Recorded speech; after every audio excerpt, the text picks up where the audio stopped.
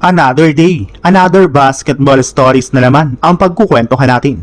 At ngayon nga ay pag-uusapan natin ang balitang hindi nga na po kukunin ng Miami Heat si Thanasis Antetokounmpo at ang balitang bagong player na ginawang starter agad ng Golden State Warriors. Simula nga po nang ma-trade si Giannis Antetokounmpo sa Miami Heat ay marami na nga pang umasa na susunod dito ang kanyang kapatid na si Thanasis Antetokounmpo.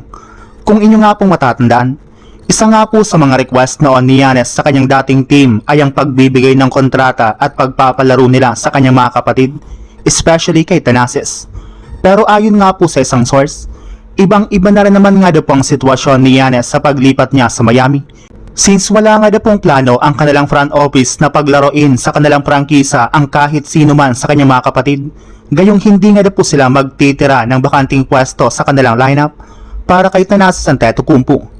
Kumpara nga po sa Milwaukee Bucks, ibang-iba rin naman nga po ang organisasyon ng Miami dahil ang mga deserving na players lang naman nga po ang plano nilang bigyan ng kontrata at paglaruin sa kanilang lineup. Sa madaling salita, hindi nga po nila susundin ang request ng kanilang superstar na si Giannis Antetokounmpo kahit ano man ang mangyari. Kaya mapipilitan nga po si Thanasis ngayon na maghanap ng ibang team na may interest sa kanya o di kay maglaro na lang ito sa EuroLeague. Sa ibang balita naman, kilala nga po si Steve Kerr bilang coach na wala talagang tiwala sa mga rookie ng Warriors ng mga nagdaang taon.